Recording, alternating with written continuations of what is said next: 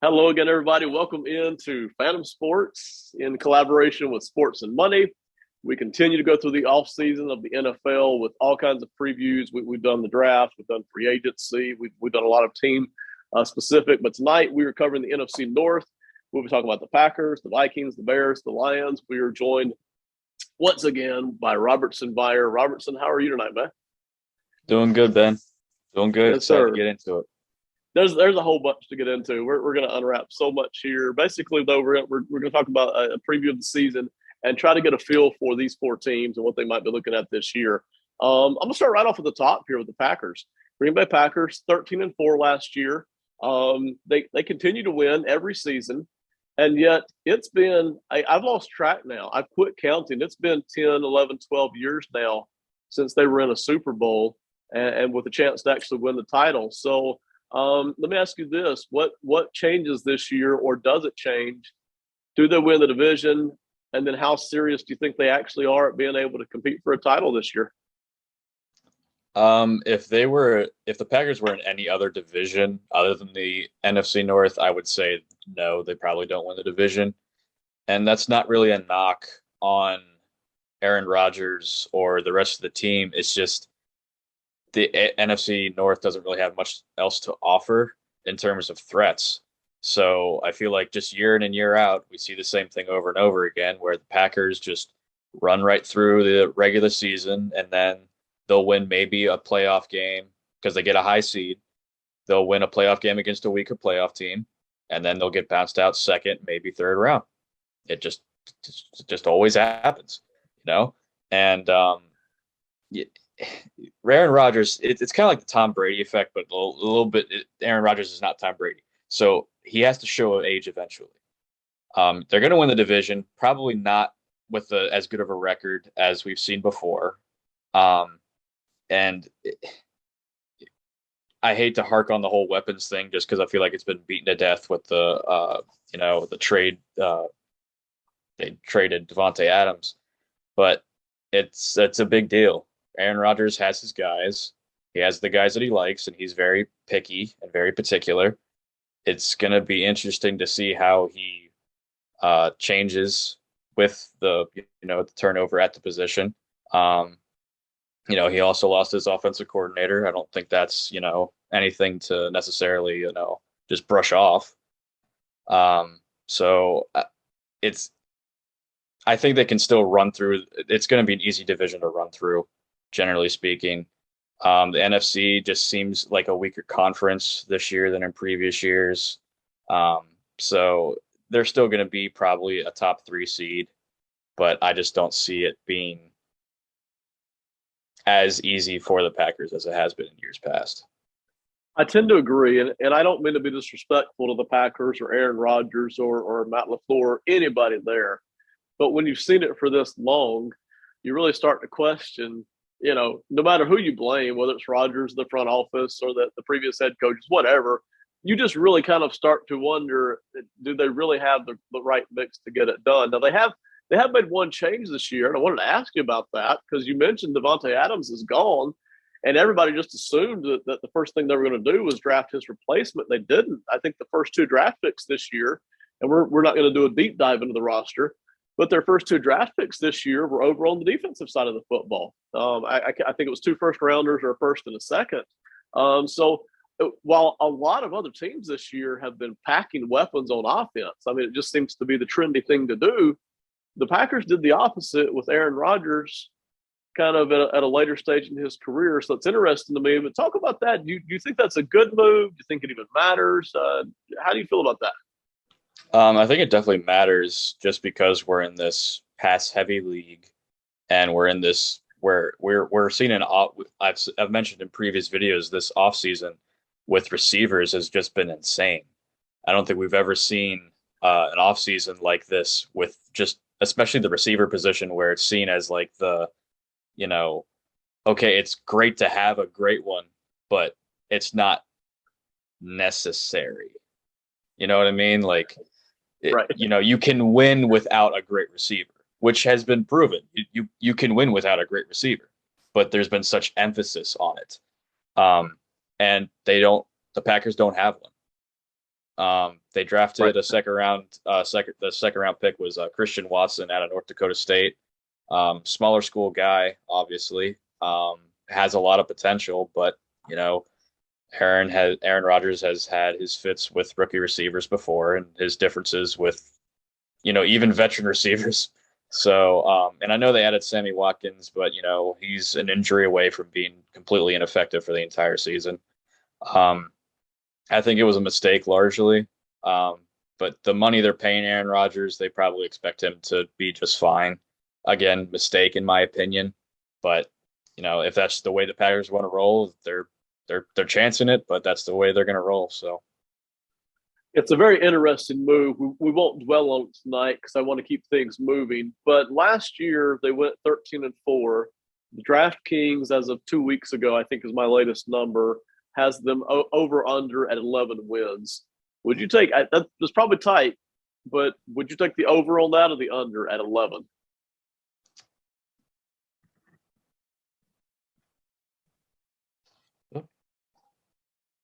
did I lose you, Ben? Oh, okay, sorry.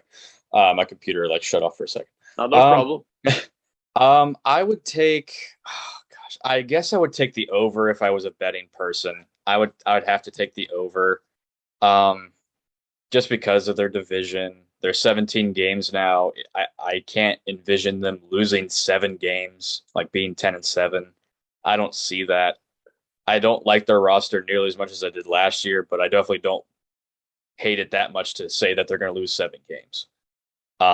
So I think 11 is like literally, I think they win 11 games personally, but if I had to bet over or under, I'd probably say over. I think 12-5 is much more likely than 10-7.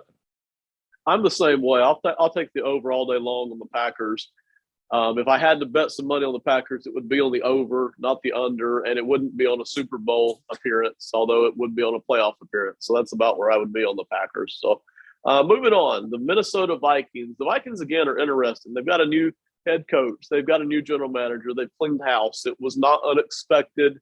We've kind of been feeling this for a couple of years in terms of the Vikings seem to kind of be floating along. They don't seem to have a super strong direction in some areas. They're not bad. They're not an embarrassment. They just don't seem to be able to push across the hump. And yet, they turn right back around. They give Kirk Cousins another 2-year deal with massive money that they can't get out of without massive dead cap hits for the next 2 seasons. So I'm not sure what's changed, to be honest. How do you feel about them moving into this next season?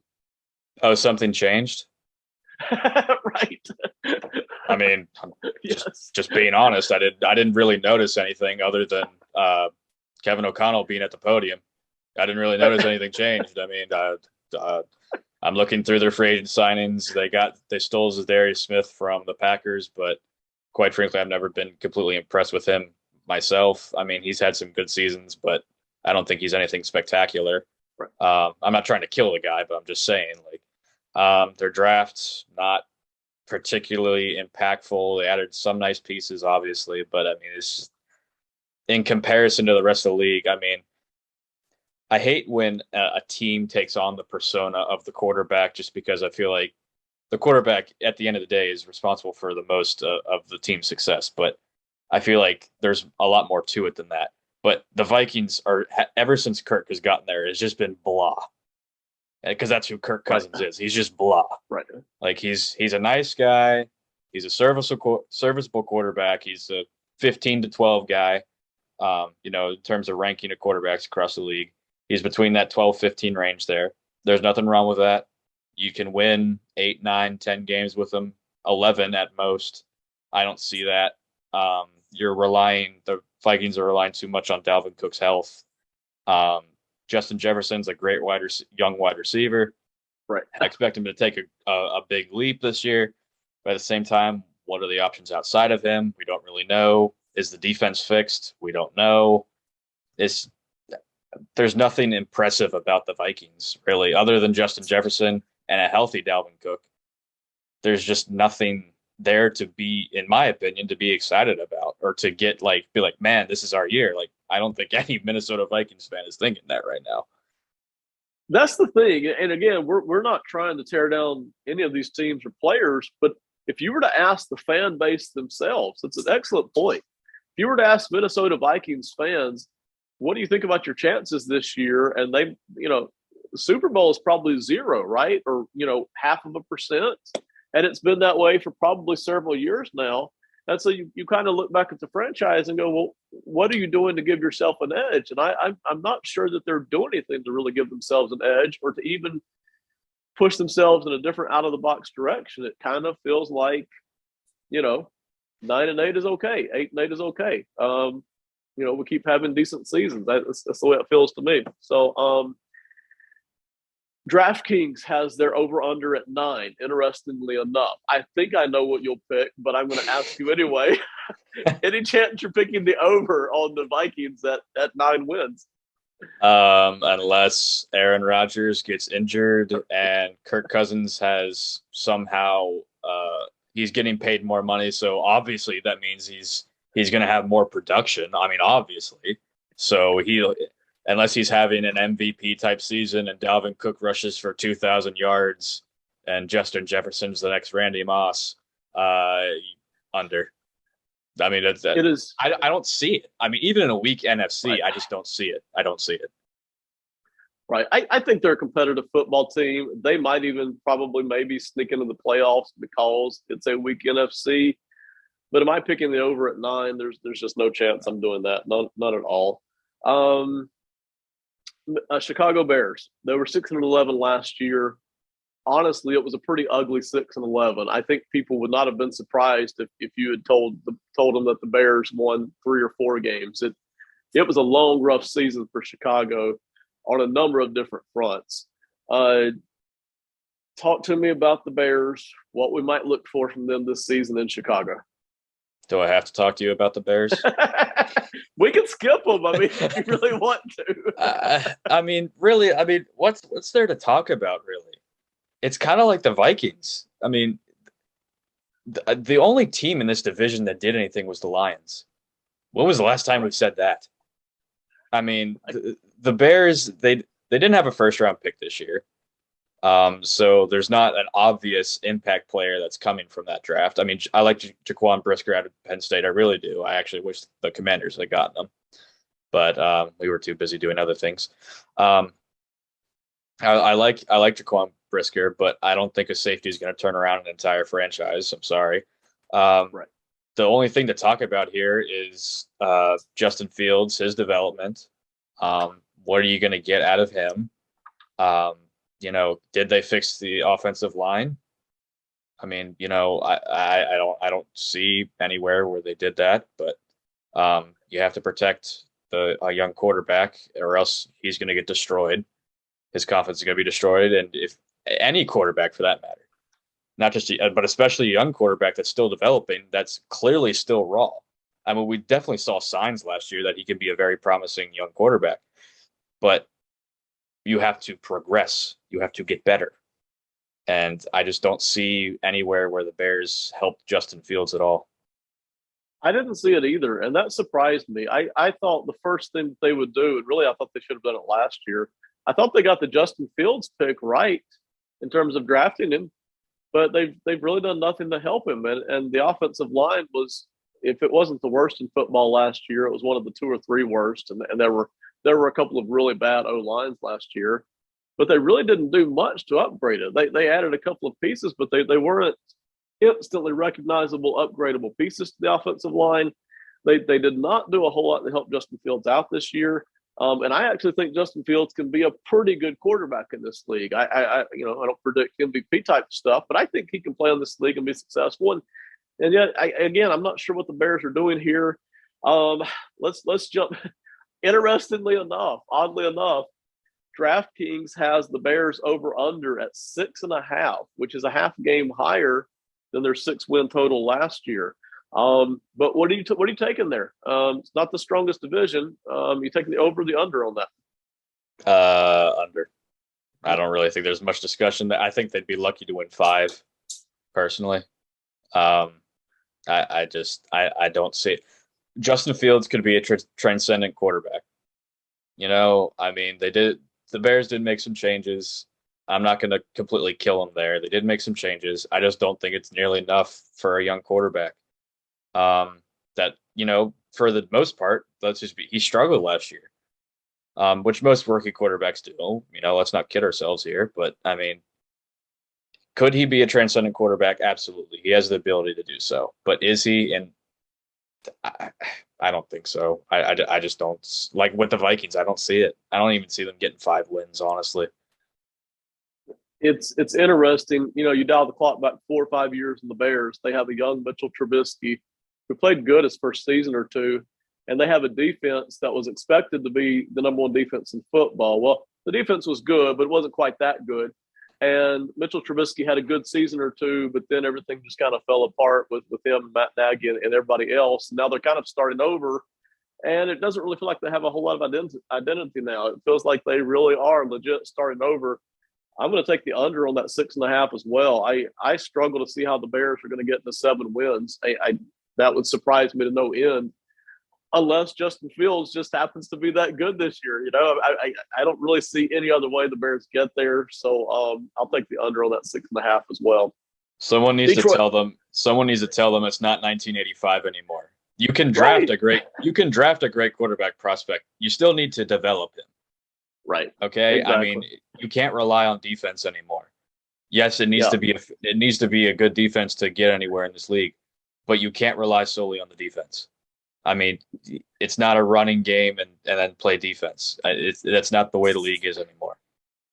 it's not, and so it's something we'll keep an eye on. We'll keep an eye on the Bears. The Detroit Lions, 3-13 last year. It was dreadful. Needless to say, maybe not one of the all-time worst seasons ever, but it felt like one of the all-time worst seasons ever. It was not good. Talk to us a little bit, though, about the Lions and what we might see from them, if not this year, the next 2 or 3 years. Um, I feel like it's kind of a popular thing right now to say that the Lions are kind of like the favorites to take a step forward this season, but I really think they are. I think a lot of people are down on Jared Goff, and I'm not quite sure why. Um, I understand that he's probably not going to ever be a top 10 quarterback, but he is a starting quarterback in this league. I don't think there's any mistaking that. He's definitely proven it enough, like with his time with the Rams. And I understand last year wasn't the best year, but the Lions were in some games last year. They had obviously I think everyone remembers the Ravens game. They had him on the ropes before Justin Tucker kicked a 67-yard field goal. So I mean, the Lions. I like Aiden Hutchinson. I really like him. I think 2 was a little high for him personally, but I just don't think there was a lot in this draft at the top personally. Um, but as far as the player goes, I really do like Aiden Hutchinson. I think that Jared Goff can take a step forward in Detroit. If Jamison Williams can get healthy and stay healthy, um, then I think he's going to be a great wide receiver. And I think Jared Goff's going to love him. And then they still have TJ Hawkinson, I believe. And, I just think that they're going to take a step forward this year. I think they're going to leapfrog the Bears in terms of where they are in the division. I think, you'll tell me the win total, what the DraftKings has it at, but I think they can get to possibly 7 wins. I mean, it's a weak NFC, generally speaking, so I think they can get there. So I think, and I'm not a Lions fan, so I don't know how long it's been, but I think for the first time in a while, Lions fans can be excited and happy and almost relieved, I think, about what they're seeing from Detroit. It's finally moves that make sense. It's finally things you can see a direction. You can see some emotion. You can see some hope. And, that doesn't mean that the Lions are going to be in the Super Bowl in 5 or 6 years, but at least you're not sitting on the bottom, you know, just getting the crap beat out of you by Aaron Rodgers and everybody else. At least you're back in the competitive mix again. And who knows, maybe this might be the beginning of some very big things. Now, for this season, I think we know that it's going to be, limited capabilities. But Detroit DraftKings has them at 6.5 wins. So you mentioned the 7. mhm. I think we're all on the same page with that. But would you take the over or would you take the under on this if you actually had to put some money on this, all things considered? If I had to put money on it, I'd probably take the under and just say they won 6 games. Um, Right. because I think 7 is their ceiling. Um, just because they still have a lot of work to do with the roster. Um, but I like Jared Goff. I think they're going to take a step forward. If I had to put money on it, I'd take the under, but I wouldn't be surprised if they went over. And I agree with you on Jared Goff. I'm not suggesting that he's a Super Bowl carry a franchise to Super Bowl kind of a quarterback. I don't think he's that, but he's a legit starter in the league. Does he have some ugly games? Sure. Does he have limitations? Yes. But he's a decent quarterback, and I don't think that the price is crazy. I think when you're talking about the Vikings and Kirk Cousins, and again, I haven't looked at the latest Jared Goff numbers, so I don't know what they are, but I get the impression from listening that the Goff price tag is a lot cheaper than Kirk Cousins. You're welcome to look that up if you want to while we're on air. But in any case, Jared Goff, I think, is a decent quarterback, and it's not like the Lions have a lot of money tied up in a lot of other players. So they could even afford to pay Jared Goff a lot at this point in time because they don't have a lot of money tied up in a lot of other guys. It's not a great roster. They don't have that. So I'm with you. I think I'll take the under on 6.5 for the Lions, but it really wouldn't surprise me for them to be pushing 6.5, 7 wins right there. Anything on the Jared Goff total yet? Price tag? So they actually have the same cap hit this year, 31 million. Okay, all right. So it is the same price tag. All right, and so I mean I'm wrong with that. that considered, I'd probably take Cousins over Goff, but at the same time, I don't think Right. you're getting bad production. It's a little overpriced for Goff, but I don't think you're getting bad production for the money. Right, and I agree. I would take at the same price tag. I would take Cousins over Goff. I didn't realize Goff's price tag had gone up that much. But my other point still remains: the Vikings have money in several different players because they have a better roster. The Lions don't. They can afford to overpay a quarterback at this point in time. And then a year or two from now, when they're ready, just move on at the quarterback position. The Vikings appear to have signed on for 2 more seasons of this at least. Yeah. So with no outs. Right, with no outs. It's a hard dead cap hit. So, all right, we'll see. That's pretty much it in terms of the individual teams. But let's go back through and get your rankings. I think we know what they are. But tell us what you think. Who's going to finish first, last, and how many playoff teams do you think we might see out of this division? Obviously, I think the Packers win the division. I think the Vikings finish second. I think the Lions finish third, and the Bears bring up the rear there. Like I said, it's a weak conference. The Vikings could slip in as the third wild card, but I think that the wild cards are going to be coming from the NFC West and maybe even the NFC East if the Eagles and Cowboys are actually who we think they are. Maybe even Washington. I'm not a homer here. I'm just saying if